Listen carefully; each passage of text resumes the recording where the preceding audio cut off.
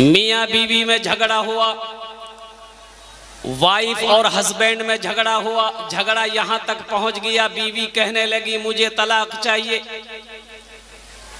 दोनों अदालत पहुंचे, 3 बच्चा है। बीवी शौहर को बोली 2 बच्चा हम रखेंगे, 1 बच्चा आप रखिएगा। शौहर बोला नहीं, 2 बच्चा हम रखेंगे, 1 बच्चा तुम रखोगी। जज के सामने दोनों खड़ा है। जज साहब इंसाफ कर दीजिए। जज बोले कि इंसाफ कैसे करेंगे, 3 बच्चा है, तुम दोनों दावा कर रहे हो कि आधा हमको चाहिए आधा हमको चाहिए, इंसाफ होगा? अरे जल्दी बोलो भाई। तो जज साहब का दिमाग चकरा गया कि रे भाई 3 बच्चा है तो कैसे आधा आधा होगा। तो जज साहब बोला कि तो मेरा दिमाग काम नहीं कर रहा है कि तुम लोगों का झगड़ा ये यहाँ तक पहुँच गया। तो नौजवान जो था शौहर बोला कि ठीक है जज साहब, अगले साल 1 बच्चा के साथ और आएंगे तब इंसाफ कर दीजिएगा। 9 महीने के बाद जुड़वा बच्चा पैदा हुआ, अब कब इंसाफ कीजिएगा बोलिए? इंसाफ होगा? इंसाफ नहीं होगा। कुर्बान जाओ मेरे बच्चों, नौजवानों, ये जलसा है, दीनी इजलास है। आप घर को छोड़कर, आराम को छोड़कर, नींद को छोड़ करके कुर्बान जाओ। आप दीन की बातों को सुनने के लिए यहाँ पर आए हैं। अभी देख रहा था बाजार में मेला लगा हुआ है, मेरे बच्चों का, नौजवानों का अफसोस होता है। मुझे अफसोस होता है कि मेरे नौजवान कहाँ चले गए, कहाँ गए वो मुसलमान अगले जमाने वाले, कैसरो किसरा की गर्दनें झुकाने वाले, खुद न खाते थे औरों को खिला देते थे, ऐसे थे मोहम्मद के घराने वाले सल्लल्लाहु अलैहि वसल्लम। वो नौजवान कहाँ गए? वो नौजवान कहाँ गए जो रातों की तारीकी में उठकर रब की बारगाह में हाथों को फैला देता था, रो रो कर दुआ करता था कि अल्लाह तुम मुझसे राजी हो जा। ये मेरा बच्चा नौजवान कहाँ चला गया? इसे क्या करना चाहिए पता नहीं, इसे क्या मालूम नहीं। जिंदगी बहुत तेजी के साथ गुजर रही थी। और कुर्बान जाइए, मैं आ रहा था तो गेरावारी तक शायद अब मैं पहुंचा होऊंगा तो एक फोन किया, एक नौजवान ने कहा कि हजरत आप कहाँ तक पहुंचे? हमने कहा गेरावारी। बोला आप किससे आ रहे हैं? 2 व्हीलर से। हम बोले नहीं 2 व्हीलर से नहीं आ रहे हैं, हम 5 व्हीलर से आ रहे हैं। बोला 5 व्हीलर? ये कौन गाड़ी है? ये कौन गाड़ी है? हजरत 6 व्हीलर गाड़ी है, 6 चक्का वाली गाड़ी है, 10 चक्के वाली गाड़ी है, 12 चक्के वाली गाड़ी है, 18 चक्के वाली गाड़ी है, लेकिन 5 चक्का वाले कौन गाड़ी है? हमने कहा कि यही गाड़ी है। और जब नजदीक आई गाड़ी तो बोला कि हजरत ये तो 4 व्हीलर है, 4 चक्का वाली गाड़ी है। हमने कहा 4 चक्का नहीं, इसमें 5 चक्का है। कै चक्का है? जल्दी बोलो। अरे बोलो भाई कै चक्का है? ये 4 चक्का लगा हुआ, 1 चक्का रखा हुआ स्टेपनी, उसको नहीं जोड़ोगे? इंसाफ करना होना होगा। तो मेरे बच्चों, नौजवानों, मैं गुजारिश करूंगा, फिर आपसे गुजारिश करूंगा अल्हम्दुलिल्लाह सुम्मा अल्हम्दुलिल्लाह कि যদি যোগ আছে আপনারা বসে যান, বসে যাবেন ভালো হবে আলহামদুলিল্লাহ। একটু বসে যান, এ বাবু বসে যান আলহামদুলিল্লাহ। বেটা बैठ যাও, बैठ যাও। তো বলছি আমি বসে যাও, আমি তো আপনার মেহমান। বসে যা बेटा, বসে যা। मैं नौजवानों को सलाम करता हूँ, फजीलत शेख उमर फारूक साहब और यहाँ के गरैया के नौजवान जिन्होंने इतना ख़राब मौसम में भी अल्हम्दुलिल्लाह बारिश के मौसम में जलसे को सजाया, जलसे को बनाया। और कुर्बान जाइए आप तशरीफ़ लाए। अल्लाह तबारक व तआला इन नौजवानों की इस नेक अमल को अपनी बारगाह में कबूल फरमा ले, आमीन बोला अल्हम्दुलिल्लाह। बहुत तेज़ी के साथ मेरे बच्चों, कुरान के कुछ पैगाम है, मुझे आप तक पहुँचाना है। उससे कबल, उससे पहले अगर आपकी इजाज़त हो तो हम्द बारी ताला के चंद अशार अगर आप इजाज़त दे तो मैं सुना दूँ। सुना दे शेख, मुंतज़िर है सर। मेरा जीना मेरा मरना, मेरा जीना मेरा मरना, इलाही तेरी खातिर हो। मेरा मेरा जीना मेरा मरना इलाही तेरी खातिर हो। मेरा जीना मेरा मरना इलाही तेरी खातिर हो। मेरा रुकना मेरा चलना इलाही तेरी खातिर हो। मेरा रुकना मेरा चलना इलाही तेरी खातिर हो। मसाजिद में मजालिस में तू ही तू हो मेरे दिल में। मसाजिद में मजालिस में तू ही तू हो मेरे दिल में। मेरा हंसना मेरा रोना इलाही तेरी खातिर हो। मेरा रोना मेरा हंसना इलाही तेरी खातिर हो। मेरा जीना मेरा मरना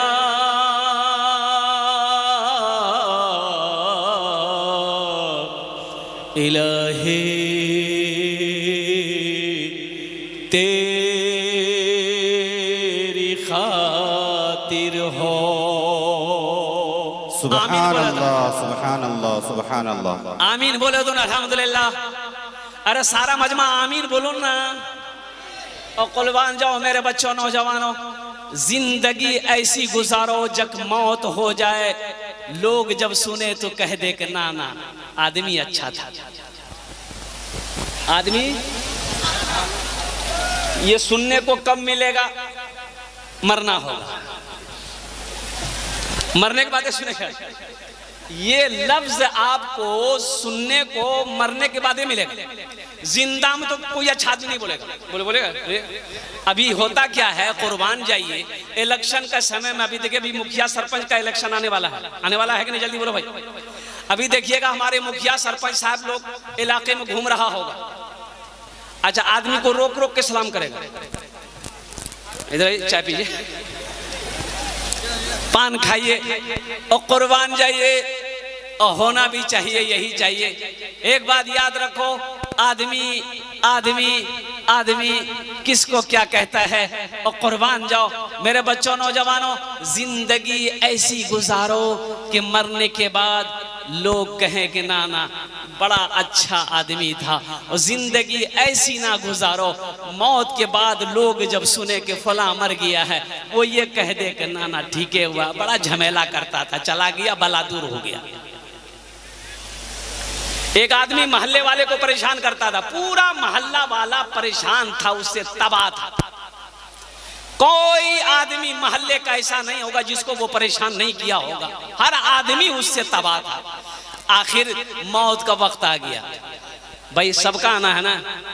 अरे बोलो भाई सबका आना है ना। मौत का वक्त आ गया, ये आदमी सोचा कि अब मौत का वक्त आ गया है। और कुर्बान जो अपने बेटे को बुलाया कि बेटा सुनो, मोहल्ले में ऐलान कर दो, सबको बुलाओ, हमने बहुत गलती किया है, मोहल्ले वाले को सताया है, परेशान किया है, हम उससे माफी मांगना चाहते हैं। बेटा मौत का वक्त है, ये लोग माफ कर देगा, अल्लाह हमको माफ कर देगा। पूरे मोहल्ले वाले को बुलाया, उसका बेटा के देखिए मेरा अब्बा मरने वाला है, आखिरी वक्त है, आप लोग चलिए, वो कुछ कहना चाह रहा है। तो मोहल्ले वाले को तरस आ गया कि चलो भाई मरने वाला है, जिंदगी भर तो सतवे किया, अब वो क्या बोलना चाहता सुन लेते हैं। तमाम मोहल्ले वाले आए, बोला हाँ भाई क्या बात है। बोला कि भैया हम बहुत सताए, बहुत परेशान किए, हमको माफ कर दिए।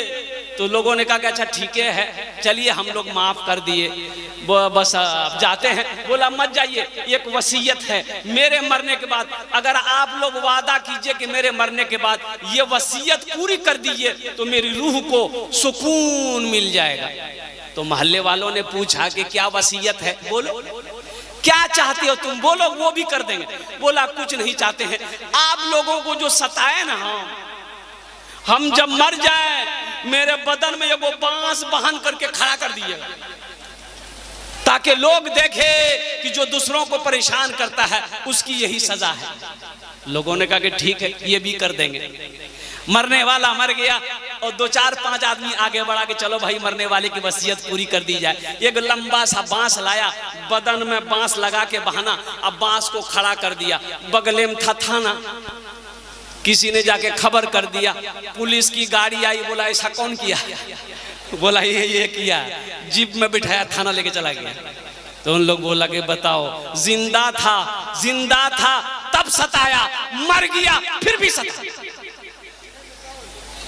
जिसकी जिंदगी अच्छी होगी उसकी मौत अच्छी होगी, जिसकी जिंदगी बुरी होगी उसकी मौत बुरी होगी। इसलिए मेरे बच्चों, जिंदगी में हमेशा सच बोलना, जिंदगी में हमेशा हलाल कमाना, हराम के पीछे मत भागना, हराम के पीछे कभी मत जाना।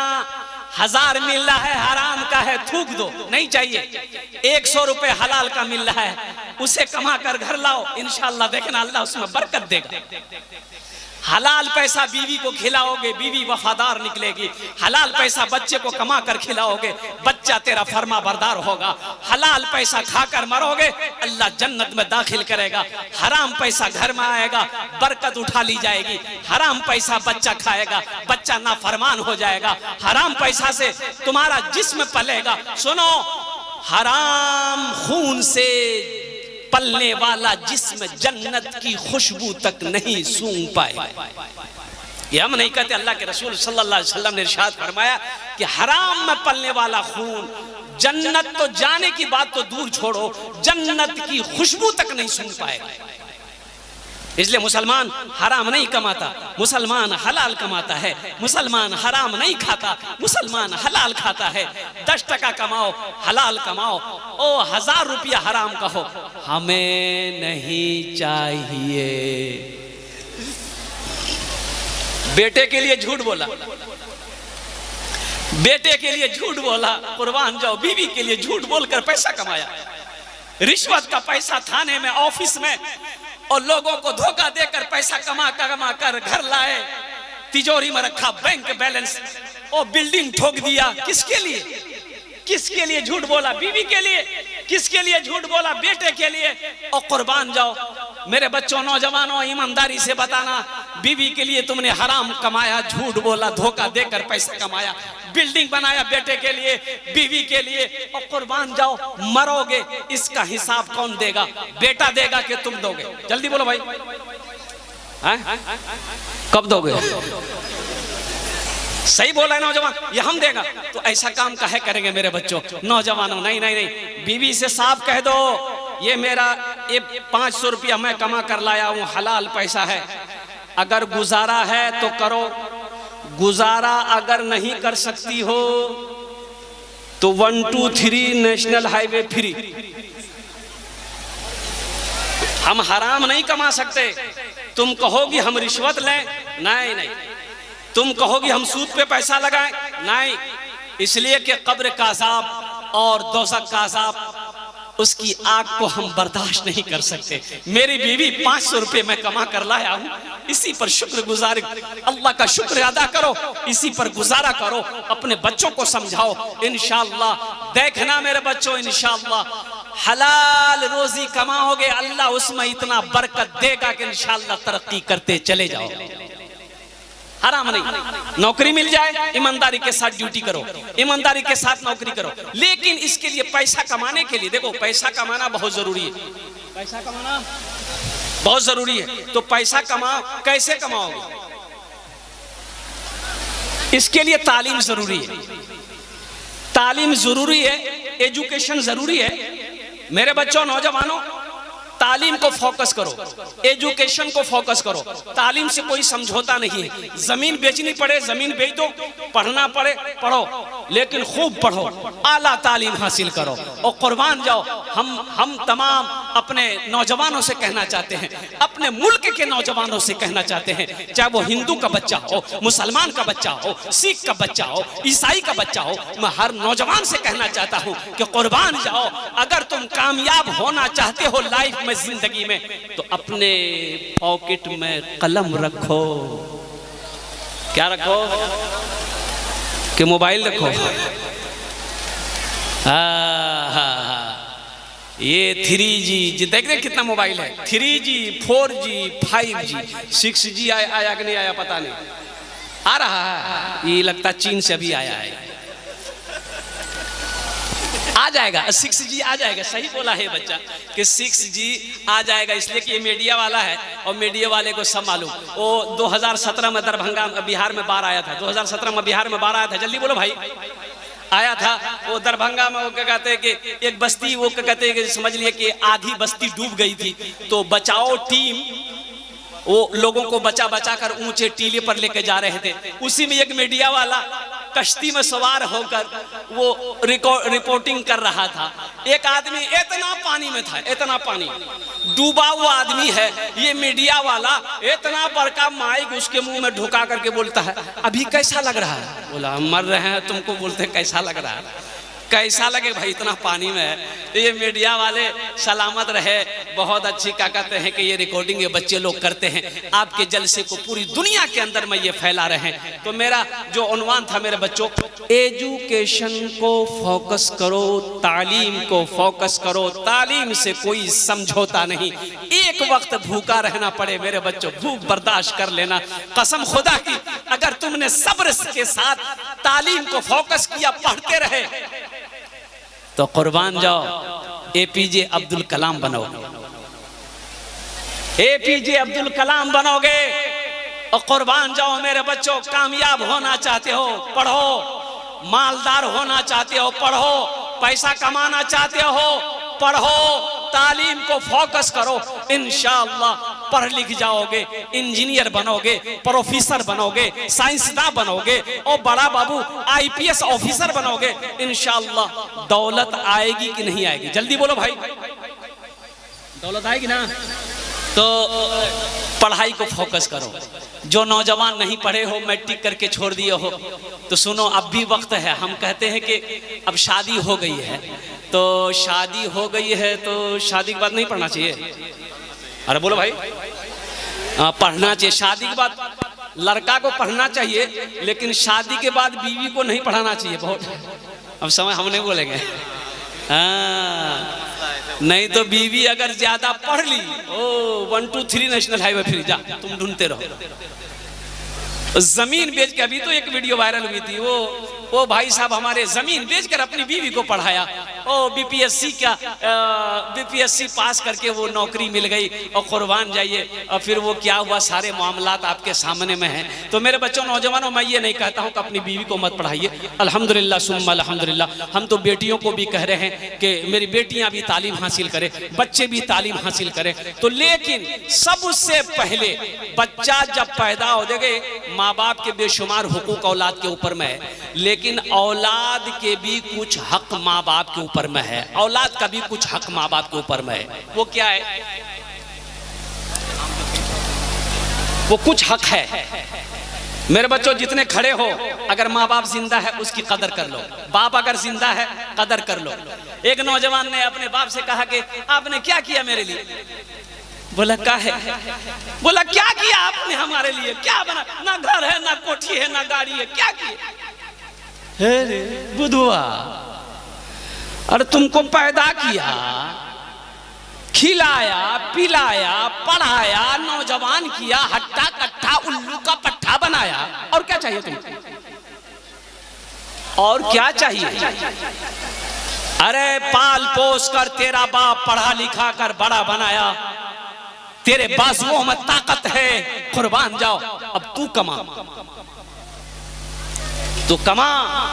पूछ इस बाप से कैसी मेहनत करके चिलचिलाती धूप में पसीना बहाकर ये तुझे खिलाकर पाल पोस कर इतना बड़ा किया, इसके एहसान को तू भूल गया।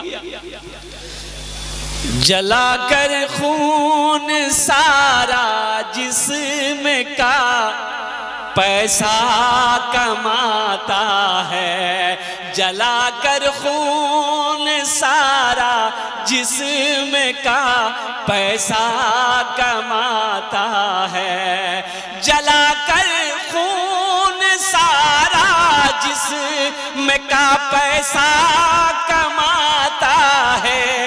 बड़ी मुश्किल से कोई बाप अपना घर चलाता है, बड़ी मुश्किल से कोई बाप अपना घर चलाता है। पूछो ना, कटिहार चले जाओ, गुलाबबाग मंडी चले जाओ, कुर्बान जाओ, एक एक आदमी को देखोगे पीठ पे बोरियों की गठरी लेकर ट्रक पर लोड कर रहा है। भाई लोड करता कि नहीं करता, जल्दी बोलो। ट्रक पे लोड कर रहा है हजरत, मकई का बोरी 100-100 किलो वजन का बोरी, पसीना से शराबोर है। अरे पूछने वालों ने पूछा, अरे भाई इतनी मेहनत क्यों करते हो? क्या वो एक वक्त की रोटी उसे नहीं मिलेगी? मिलेगी, वो इतना कमा लेगा, एक वक्त की रोटी खा सकता है, लेकिन वो कहता है कि पसीना इसलिए बाहर आऊं कि मेरे घर में छोटा छोटा बच्चा है, मेरा बेटा है, दूध के पैसे नहीं, उसके पैसे का इंतजाम करना। और कुर्बान जाओ, बाप रिक्शा चलाता है, बाप रिक्शा चलाता है, चिलचिलाती धूप में, ओ हो, पसीना बह रहा है, चिंता नहीं है, गमछा से अंगूठा से अपने पसीना को पोंछता है, सवारी को यहां से उठाकर वहां पहुंचाता है। और कुर्बान जाओ, चबदा कर 20 रुपए, 30 रुपए, 50 रुपए मिलते हैं। क्यों? इसलिए कि घर में मेरा छोटा छोटा बेटा है। बाप इसलिए पसीना बहा रहा कि मेरा बेटा मैट्रिक में पढ़ रहा, मेरा बेटा इंटर कर रहा है, ओ ट्यूशन के फीस जमा करने हैं, स्कूल के फीस जमा करने हैं, मेरा बेटा दिल्ली में है और मुझे अपने बेटे को पैसा भेजना है, मेरे बेटे को अच्छा कपड़ा पहनाना है, अच्छा जूता पहनाना है। ये है बाप।